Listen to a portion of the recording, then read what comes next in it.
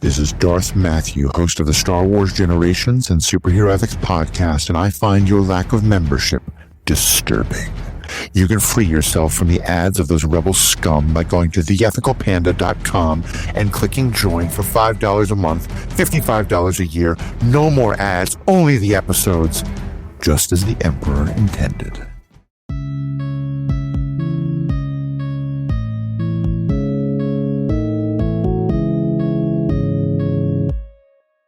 Hello and welcome to this episode of Star Wars Generations podcast. Today we're talking about Maul, episodes 5 and 6.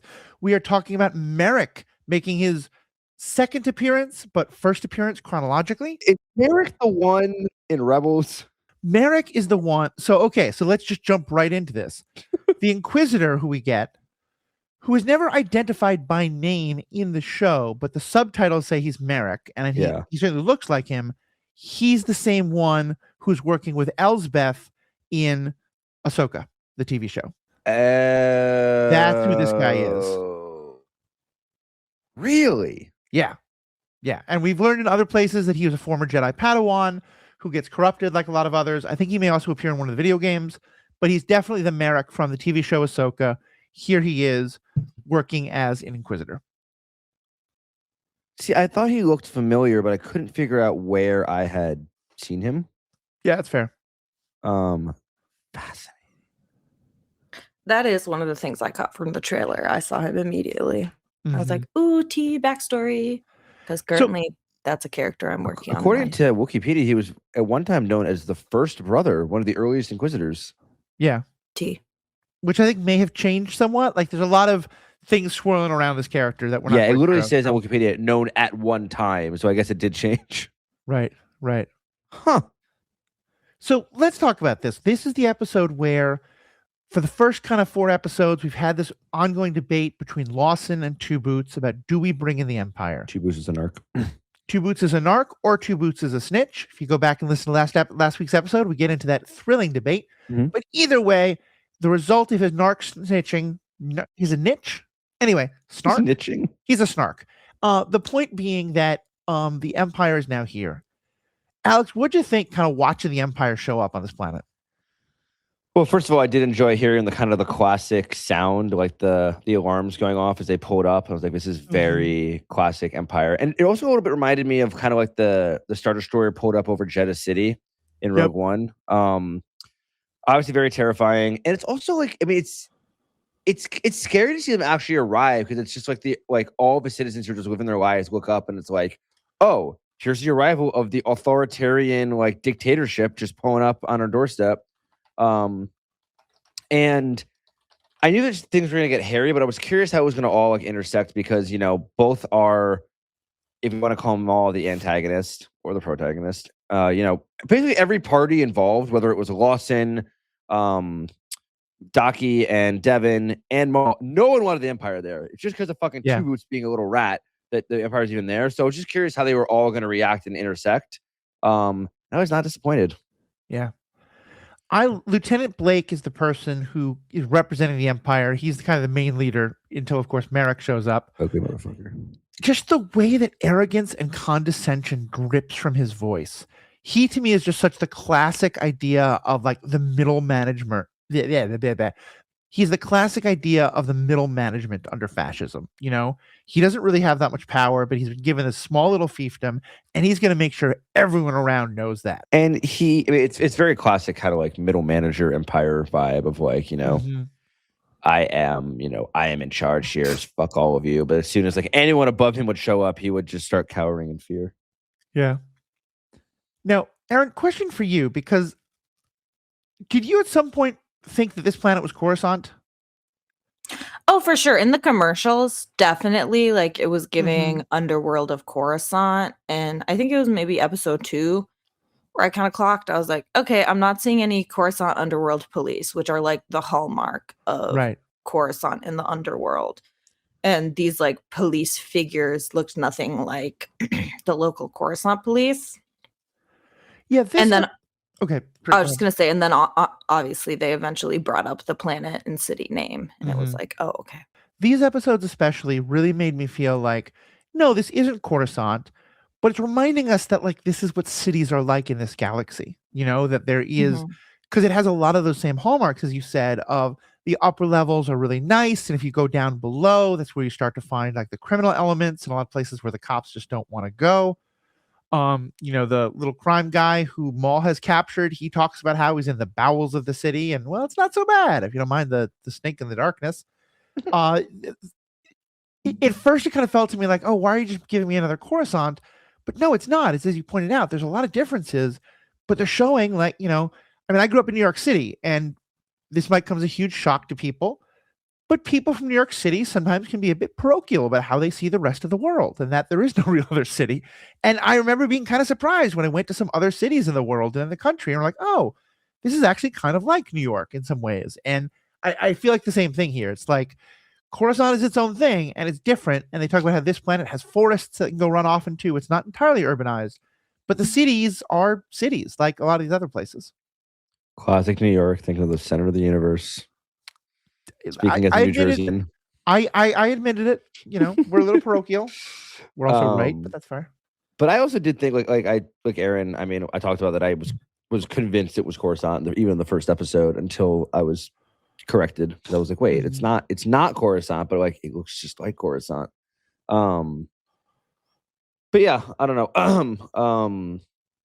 have nothing else to say about that, I guess. Classic. Thank you. So I'll be honest with y'all. I didn't watch these episodes because I've been fucked up mentally lately. I've been busy. But I just want to put in my 2 cents on last week's episode in Two Boots. I don't know if y'all ever listened to the rapper 21 Savage. In the album Savage Mode 2, he has a song called Snitches and Rats Interlude, which is a monologue performed by Morgan Freeman. I'm sorry, what? It's great. I listen to it all the time. Morgan Incredible. Freeman monologues throughout the album. And he talks about how like a snitch is someone minding other folks' business, but like they're just a snitch. They're not part of the criminal organization. But a rat is someone who betrays their family and their brothers. So I posture that Two Boots is a rat, because it seems like he and Lawson are really like besties. It seems like Lawson really has no one else in his life. So that's rat behavior to me. That's fair. That's so fair. We all have a different name. We got snitch, narc, and rat. Love this. Yeah. Right? I love that part of the analysis, because these episodes, I think, throw in another little wrench, which is that do you need to know that you're a rat or a snitch or a narc to get that label? Because I think part of what we see in these episodes is Two Boots is incredibly naive. He really is that person who thinks like, well, yeah, a person of color is having a mental health episode in the middle of the street. What's wrong with calling the cops? They're going to be totally safe, right? Like, that's the level of naivete that Two Boots has, because he keeps saying, well, we called in the Empire. What's the problem? You know, he doesn't understand why Lawson is so upset. And then later, when Lawson gets captured and is being interrogated and his son shows up, even then, Two Boots is saying, like, he's being interrogated. It's just normal procedure. It'll be fine. And in one of my favorite lines, he says at one point, you know, don't worry. When and if your father is released, I'm sure everything will be okay.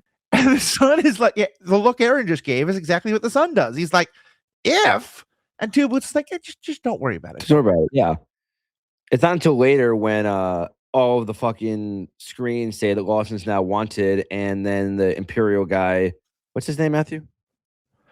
Blake, Lieutenant Blake. When Blake looks down at Two Boots' boots and says, those are not regulation, get rid of them, droid. Only then does he like Two Boots like look up and start blinking, like, wait a minute, maybe Lawson was onto something here. Only when he's told to get rid of his boots does he see his the error in his ways. Yeah. Huh, funny. Only when it affects him. Shocking. Erin basically just called Two Boots a white man. Yeah. Well, Two Boots was convinced that the leopards wouldn't eat his face or his friends' faces. Oh, Two Boots. What a dumbass. Let's talk, though, about the other person who I think shows a lot of naivete, which is Lawson's ex, who I don't think we get a name for, right? I keep saying Lawson's son. Someone remind me the name of his son. Riley, Riley, Riley. thank you. Okay, I need to back up a second. Riley Lawson, Lieutenant Blake. I know that we had Tim, who at least had a second M, and we made a lot of fun of that. Has Star Wars just decided it's all going to have regular, like, Americanized names? I think part of the bit here, though, is just that they're supposed to be like classic cops in this random world, like cop family. I feel like it's a continuation of the bit, is it not? I You guess. still got Master. What is Daki's full name? Don't know. Iko Deko Daki. Yeah, and then we got. I mean, Devin. I guess is pretty basic, but Yeah. Yeah, there's Yeah. Devin, there's Blake, there's Lawson. I could see a Devin cosplay in Erin's future. Twilight. Perchance. I mean, she's an adolescent and I'm a tall woman, so I don't When she typically gets do. Darth Talon, no, she'll be an but- adult. Yeah. It's possible. Anything's possible.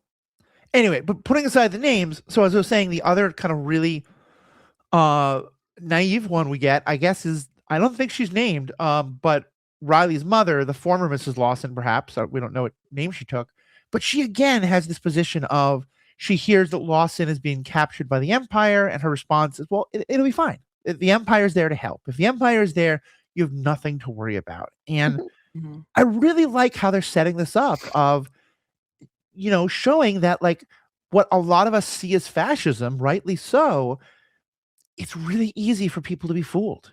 And for people to allow themselves to be fooled. She has a job with the Empire. She's committed herself to the Empire, and it's horrifying, but it's understandable, I think, and upsetting that she like Two Boots believes the Empire are the authorities. So what could be wrong? Yeah, and it's very much like, just if they're here, they're doing the right thing. Like, if they give you an order, just comply. Like, it's all gonna be fine. Like, what do you mean? What are you worried about? And then Lawson's just like looks at Riley and goes, "The Empire's not what you think it is. Don't trust anything they say or do." And he's like, "Why are you shooting at the stormtroopers?" Mm-hmm. And then just like, Lawson kills a few more. Yep. Also, Daki and Devin did not hesitate to cut down stormtroopers, which I thought was interesting.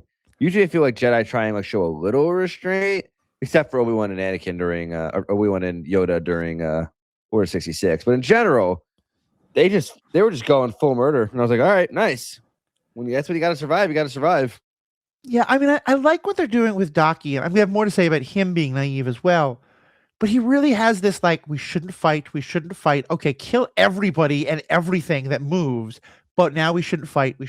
Like, he's not going to go halfway. He doesn't want to fight, but if it's a fight, we're taking the prisoners. Mm-hmm.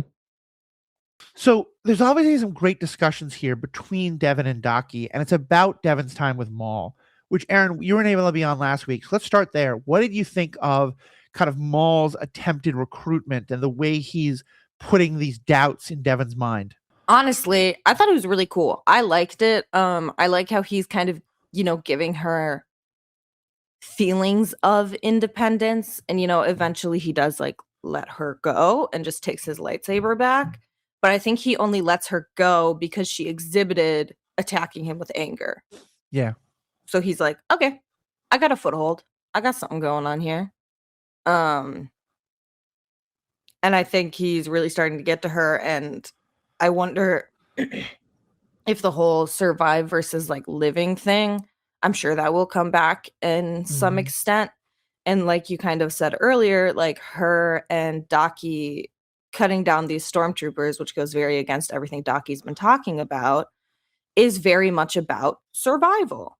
Yeah. That's what you guys were saying. And I wouldn't be surprised if like that trend continues, if Devin doesn't start to like question the hypocrisy of like, okay, you're talking about like, yeah, we just have to survive. We're going to keep it low, but we're going to like, do the right thing and, no violence, whatever.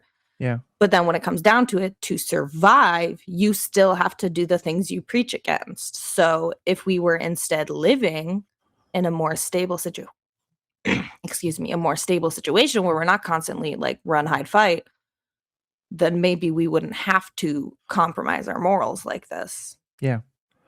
No, I think that's really well put. And she kind of pushes him on that, especially when he's like, well, we'll go run off to the forest. We're going to go off and do our own thing. And she's really starting to push back. And there's one great exchange where I disagree with him, but I love this line from him where he says, again, in that, I'm not going to try and recreate his voice, but it's such an amazing, sell me some Allstate insurance voice.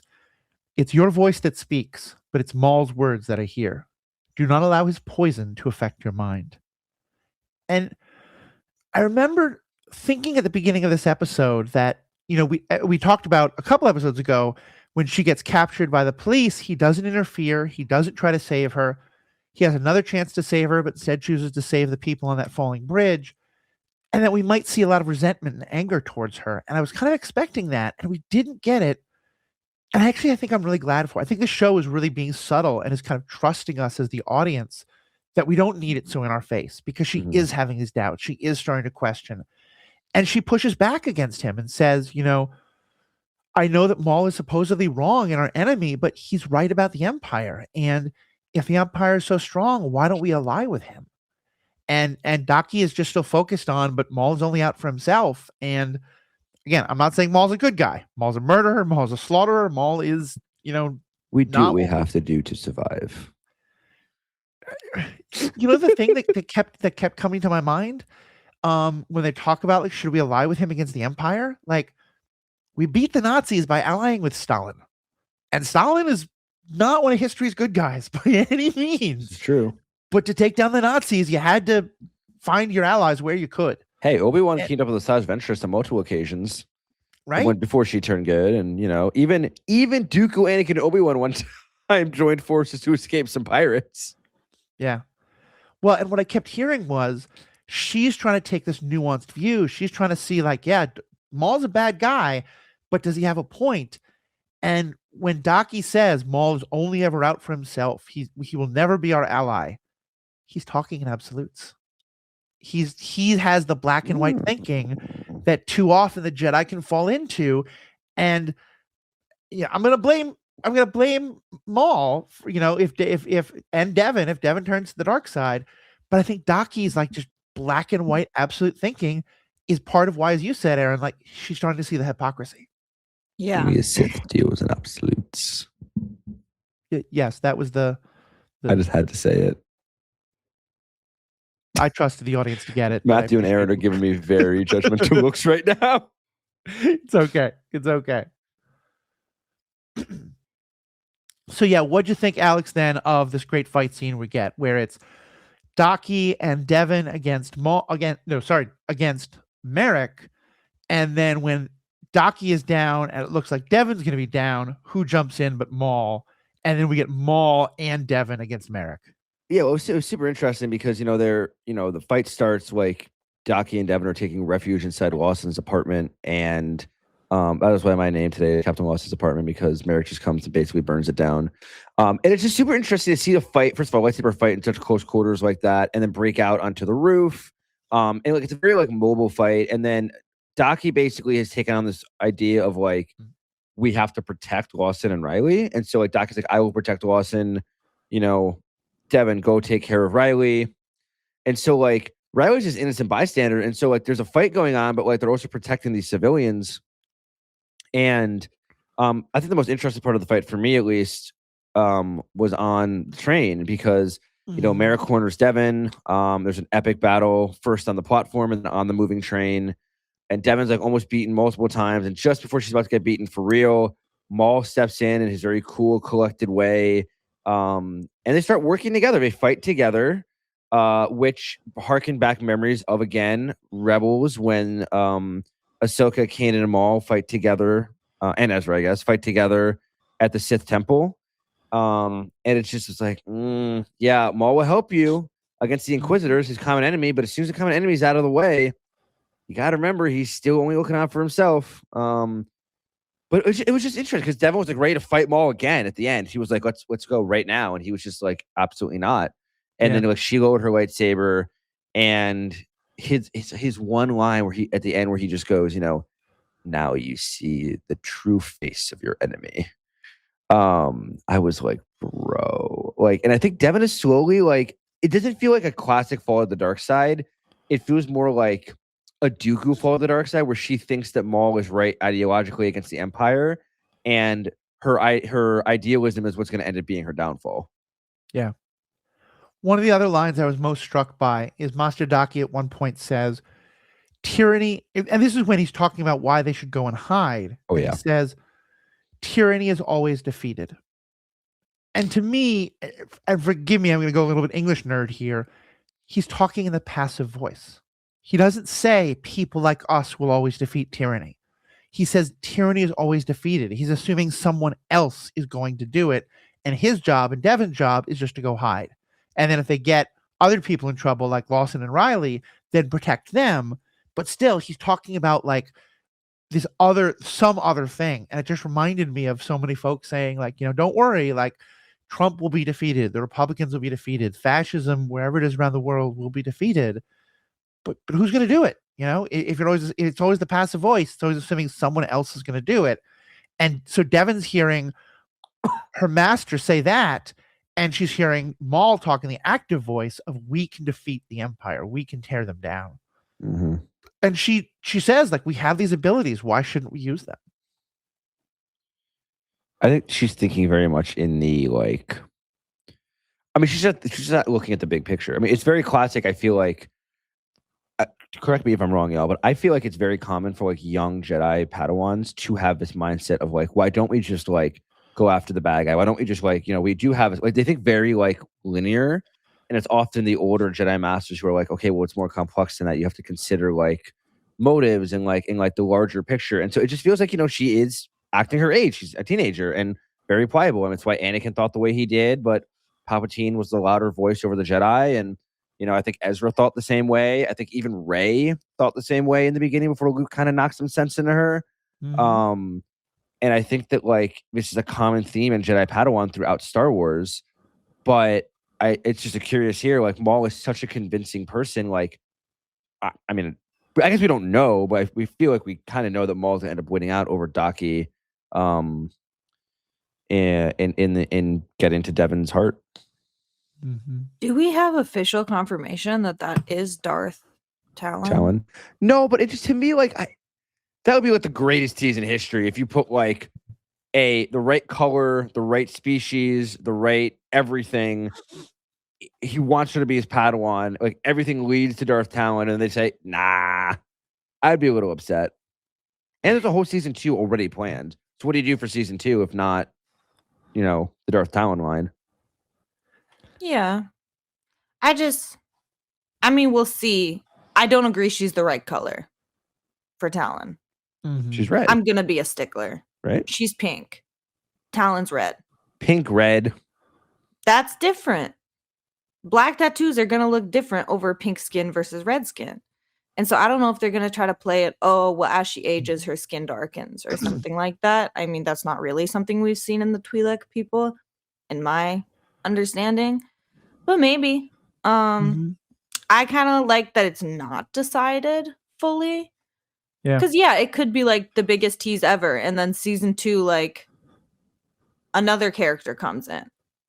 And now, like, Devin's trying to keep that character from falling. I don't know. But I'm a stickler for, like, continuity and whatnot. So it kind of bothers me that she is quite clearly pink, in my opinion. Yeah. I mean, I'm so torn on this because from what I've heard, Darth Talon seems really cool. It'd be fun to go in that direction, although hopefully with some changes to how she's often portrayed. The story of a master gets killed and the Padawan falls to the dark side is one we've seen a bunch of times and is kind of a cliche, not just in Star Wars, but in some other things. If we didn't know the words Darth Talon were anywhere out there, I would think it might be kind of a cool story if Devin gets killed and Daki is the one who turns to the dark side because of it. Now, I don't think, little Kane using Lizard Man is going to become super sexy Darth Talon. No. I think it could be, but it doesn't seem to line up with what Darth Talon has been presented as to us. But I think little Lizard Man could be an awesome Darth, I'd be curious to see where that goes. So yeah, I don't like when they create expectations like that, because I think you're right. It's we sort of feel like, of course, they're going to go to Darth Talon, and if they don't, then it's going to all like. I feel like right now Darth Talon is the thing, and so instead of it being, oh, cool, Lizard Man's becoming a dark side user, it's why is it not Darth Talon, and that's just as weird. So I think you're right, Matthew. I think like I think about it. That is kind of maybe one of the failings of the show is that like it's kind of like a catch-22 here. Like if it ends up being Darth Talon, okay, well that was expected the entire time. We kind of know how it's ending. If it's not Darth Talon, then you're like, okay, well, why did you tease it being Darth Talon for like a year and have it all kind of the whole show would be like, she's going to be his apprentice, she's going to be his apprentice, and then not. I think then like people were mad because they like wanted that, or people that, you know, maybe were like, I don't know. It just feels like you kind of pigeonhole yourself a little bit when you brought up that expectation so heavily. Mm-hmm. Yeah, I mean, it's definitely intentional to have that expectation or thought in the fans' mind, because otherwise it would have been like a Togruta or like I can't think of any other species. Somebody else talk. Yeah. No, I totally hear what you mean. This is the problem with early morning recordings, folks. I'm sorry. But like I was having a similar thought about it being Marrok, who is the Inquisitor who's coming after them, because I think one of the problems with prequels is when you know that characters have plot armor because they are, you know, we watch the TV show Obi-Wan and there's a great fight between Obi-Wan and Vader. We know neither one of them is going to die, like because they appear later in the story. Now, Marrok, I don't know if you guys, but you remember when we were watching Ahsoka and recording on it, we had this kind of theory of like, what if Marrok is just like a thing of green gas and is like, you know, the one of the undead from the Mother Calls like kind of thing? Like a Nightsister spell, right? Him from the dead, the same as the zombies. I think when he died, we got that kind of confirmed. It wasn't, but I think there's like a tiny chance that maybe Marrok could die in this.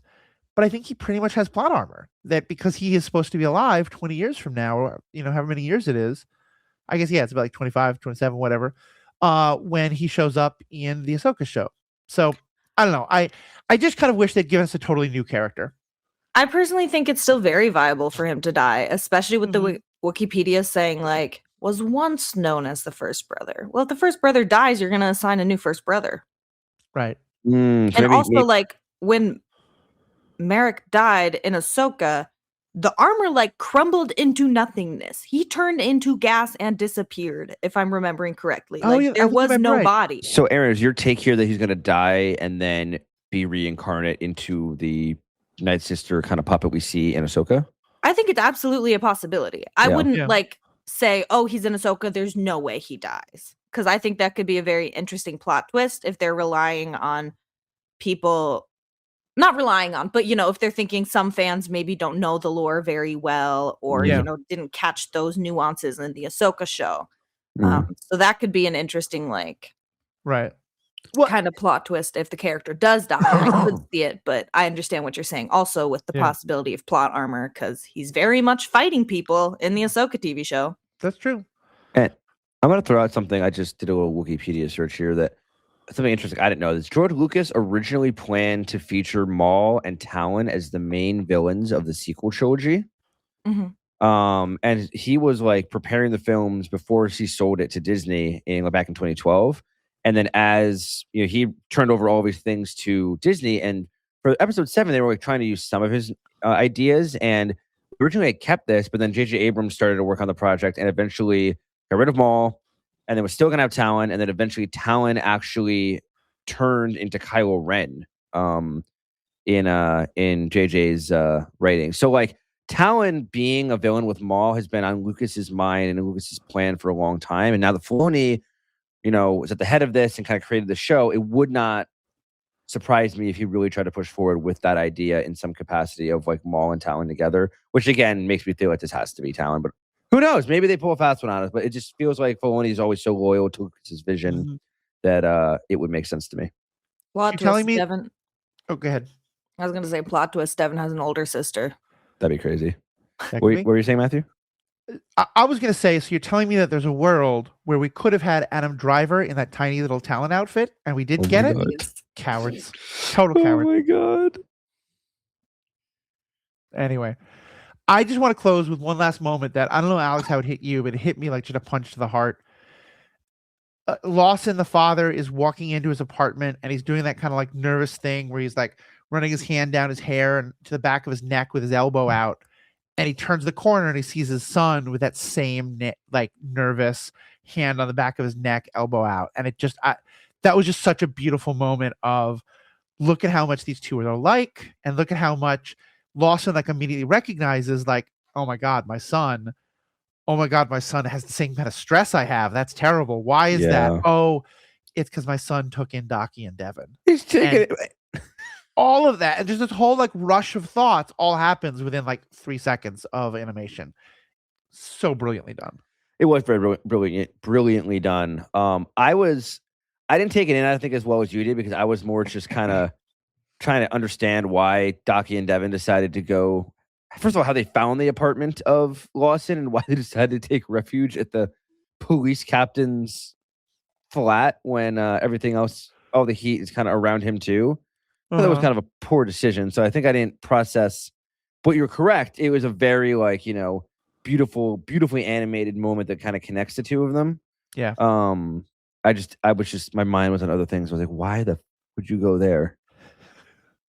It's the only person who he thought, I think Daki is very good at reading people. And I think he knew that Dawson was kind of, on her side, even if he didn't want to be. Yeah, it's fair. That's fair. All right, Alex, any last comments from you? Yeah, one more quick thing I wanted to bring up was just that I wanted to acknowledge what I really enjoyed. It was a very brief moment, but then we had a minute maybe on screen of Maul practicing his lightsaber technique alone in the bowels of the city. Yeah. And he's just like going through all of the motions, and we're seeing, like, I'm trying to imagine, like, I don't know, we don't get to see like Sith really training like that very often. So seeing him without a master, having to train himself and practicing his lightsaber technique. And then it harkened back to, correct me, have we ever seen lightsaber staff versus lightsaber staff before? I don't believe so. And that was, so this was the first time. And like seeing Marrok, and I know it's not technically a staff because there are spins, I guess, but the double-bladed saber versus double-bladed saber, it was just a different form of lightsaber dueling that I had never seen before. And I really appreciated like the kind of gentle foreshadowing of him practicing single blade to double blade in the bowels and then doing the same thing against Marrok, and just getting to see the two saber versus two saber is something like I want to see more of. I thought that was very cool. I'm excited to watch these episodes. That's my closing remark. No, I'm all, that's awesome. We'll probably do a later in the week thing, and if Erin, you can jump on for that, great. If not, we'll definitely get you more of your thoughts on all of that next week. And yeah, I had the same kind of feeling. I love seeing the two-bladed. I love like Marrok doing it, and then Maul being like, "Oh, twinsies," and lighting up his other side. And also, like, I remember some people after the Ahsoka show were kind of bummed that we never saw them doing the helicopter trick, where they like hold their spinning double-bladed lightsaber above their head and then fly like a helicopter. And I realize sounding the way that sounds, I understand why they didn't do it, but it's just awesome in Rebels, and I want to see it, and a lot of people wanted to see it. And they very intentionally had Marrok spin so fast that it does that helicopter effect of looking like the blades are now moving slowly again because it's moving so fast. That tells me I think we might see Marrok fly like a helicopter, and I would be very down for that. That'd be fun. So, all right, that's where we are. Fans, what do you all think? Let us know. You can write into Matthew@theethicalpanda.com. You can go on our webpage, theethicalpanda.com, and find all the different things all the different ways we're talking about this on social media. You can join our Discord. Let us know what you think. We had some great listener feedback week 1. Hope we're going to have some more later in this week. Please keep tuning in. Please keep letting us know what you think. Please keep sharing the show with others so other people can join the conversation. And most importantly, remember, live long and prosper. Stay classy. Corellia?